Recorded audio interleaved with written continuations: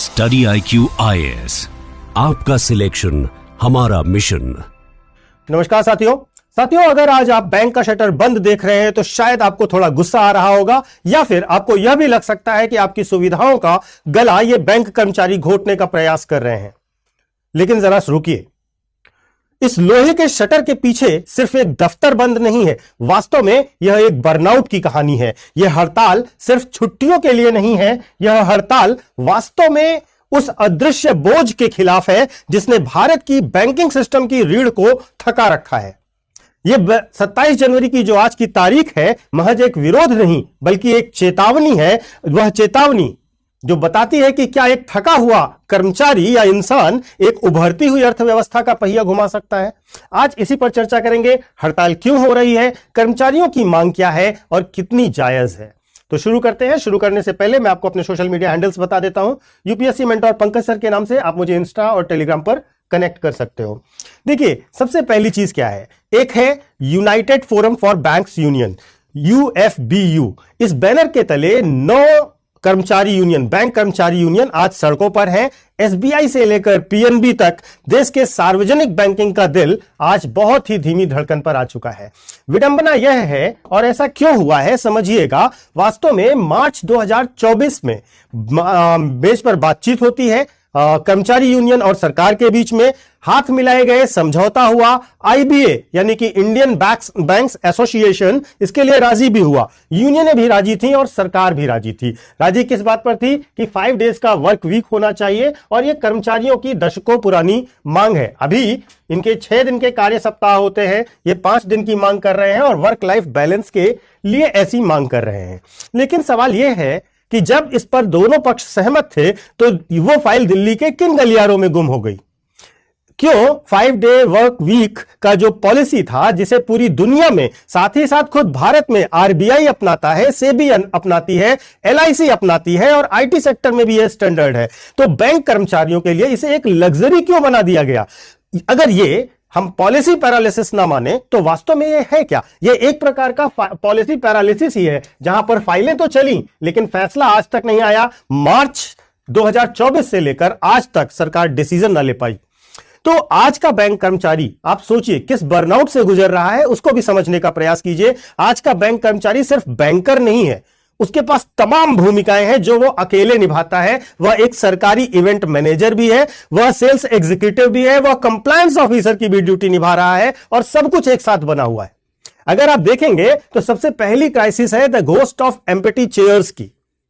पिछले 1 दशक में काम कई गुना बढ़ा है बैंकिंग सेक्टर में, लेकिन भर्तियां रिटायरमेंट की रफ्तार से भी कम है। और जब एक इंसान 4 लोगों का काम कर रहा होता है तो एफिशिएंसी नहीं पैदा होती, एरर्स पैदा होती हैं। और इसके साथ साथ इन्हें केवल बैंकिंग ही नहीं, इन्हें बीमा बिक्री भी करनी है, सरकारी योजनाएं भी चलानी है। हर नई योजना, नया काम बैंकिंग सेक्टर के ऊपर। वे इन्वेस्टमेंट के सलाहकार भी हैं, म्यूचुअल फंड, बॉन्ड्स और सारे के सारे काम इन्हें करने हैं। और सबसे बड़ा प्रॉब्लम, ये सुबह कैश काउंटर पर बैठेंगे, दोपहर में बीमा और म्यूचुअल फंड के टारगेट पूरा करेंगे, शाम को सरकारी योजनाओं का डेटा अपडेट करेंगे और रात में घर जाकर अगले दिन के टारगेट की चिंता करेंगे। बैंकिंग अब कस्टमर सर्विस नहीं बल्कि कंप्लायंस चेजिंग बन गई है, और यह बर्नआउट हर कर्मचारी जो बैंक में काम करता है महसूस कर रहा है। यहां पर डिजिटल ट्रैप को भी समझिएगा। जब से डिजिटल इंडिया का सपना आया तब से ग्राहक का काम तो आसान हो गया, लेकिन सर्वर डाउन हो तो कर्मचारी को गाली पड़ती है। अगर साइबर फ्रॉड हो जाए तो जांच का फंदा भी कर्मचारी के गले में फंस जाता है। टेक्नोलॉजी आई, इससे जिम्मेदारी कर्मचारियों की कई गुना बढ़ गई है, और इस ट्रैप को समझना थोड़ा सा आपके लिए अब आसान होगा। सरकार क्या बिल्कुल संवेदनहीन हो चुकी है? नहीं, सरकार भी एक तर्क देती है। सरकार का यह तर्क है कि जनता की सेवा प्रभावित होगी, इसलिए बैंक को 6 दिन काम करना चाहिए, एक्स्ट्रा काम भी करना चाहिए। लेकिन सवाल यह है कि क्या हम उस ह्यूमन कैपिटल की कीमत भूल रहे हैं जो इस सेवा को संभव बनाता है। आपने प्लकार्ड पर देखा होगा, कर्मचारी ने लिखा है नो न्यू पॉलिसी। वो आलस्य की बात नहीं कर रहा है, वो कामचोरी की बात नहीं कर रहा है, वो कह रहा है कि नई योजनाओं की चमक छोड़िए, पहले से किए गए वादों की गरिमा को बनाए रखिए। ये लड़ाई काम बनाम छुट्टी की है ही नहीं, वास्तव में ये लड़ाई है सस्टेनेबल वर्क लाइफ बैलेंस की, और उसके बदले में एक्सप्लॉयटेटिव सिस्टम की। हम वर्क लाइफ बैलेंस मेंटेन करें या एक्सप्लॉयटेटिव वर्क कल्चर में काम करते रहें। अगर आप इसे यूपीएससी के नजरिए से देखें तो यह गवर्नेंस के पर्सपेक्टिव में भी एक बड़ा रोल प्ले करता है, क्योंकि थका हुआ सिस्टम एक बड़ा रिस्क है। सबसे पहली चीज, ये एक तरीके से सिस्टमेटिक रिस्क बन जाता है। याद रखिए, efficiency without empathy creates burnout. अगर हमने अपने फाइनेंशियल स्ट्रेंथ्स को, अपने फाइनेंशियल पिलर्स को मानसिक और शारीरिक तौर पर तोड़ रखा है, तो क्या हम सिर्फ एक हड़ताल नहीं बल्कि भविष्य में एक इंस्टीट्यूशनल कोलैप्स की तरफ तो नहीं बढ़ जाएंगे। निश्चित तौर पर ध्यान रखिएगा, यह जो ह्यूमन कैपिटल के साथ बिहेवियर किया जा रहा है उससे बैंकिंग स्टेबिलिटी प्रभावित हो रही है और साथ ही साथ इकोनॉमिक ग्रोथ पर भी बुरा असर पड़ेगा। अगर आप यूपीएससी के नजरिए से देखें तो यूपीएससी के नजरिए से यह GS paper 2 governance labour rights, GS paper 3 banking sector और इकोनॉमी और एसए में वर्क लाइफ बैलेंस के टॉपिक से सीधा सीधा कनेक्ट करता है। अब सबसे अंतिम बात, तो अगली बार जब कभी आप बैंक काउंटर पर किसी कर्मचारी को चिड़चिड़ा देखें तो याद रखिएगा कि उसने शायद पिछले 6 महीनों से एक्सेसिव वर्कलोड ले रखा है, एक भी शनिवार तक अपने घर के परिवार के साथ नहीं बिताया है। 27 जनवरी की यह हड़ताल एक आईना है, एक सरकार को दिखाने वाला, समाज को दिखाने वाला आईना है। सवाल यह नहीं है कि बैंक क्यों बंद है, सवाल यह है कि क्या हम सिस्टम से, ऐसे सिस्टम से संतुष्ट हैं जो इंसानों को मशीन की तरह इस्तेमाल करता है और फिर उनके अधिकारों को फाइलों के नीचे दबा देता है। क्योंकि सच्चाई यही है कि थके हुए बैंक मजबूत भारत, विकसित भारत नहीं बना सकते।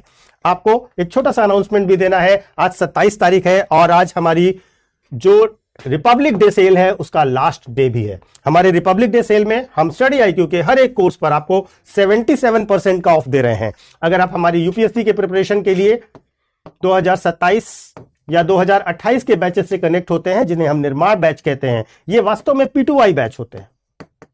इन बैचेस में आपको 18 बुक का set, regular classes, test series, mentorship, residential programs और बहुत ढेर सारी स्कॉलरशिप्स दी जाती हैं।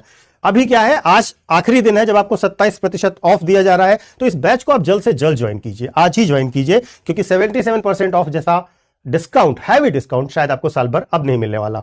दूसरी बात यह है कि आपका एक कंप्लीट प्रिपरेशन मॉड्यूल होगा जो आप हमारे ब्रोशर में जाकर के नीचे दिए गए लिंक या फिर हमारे ऐप या वेबसाइट पर जाकर देख सकते हैं। वहां पर आप इसकी डिटेल्स देखिए। कोई भी कंफ्यूजन है तो दिए गए नंबर पर, डिस्प्ले हो रहे नंबर पर आप कॉल कीजिए, आपको सारे के सारे जानकारियां हमारी सपोर्ट टीम देगी। और एक बात ध्यान रखिएगा, यह हैवी डिस्काउंट आपको तब मिलेगा जब आप पीके लाइव कोड का इस्तेमाल करेंगे, तो यह कोड भी याद रखिए, पीके लाइव।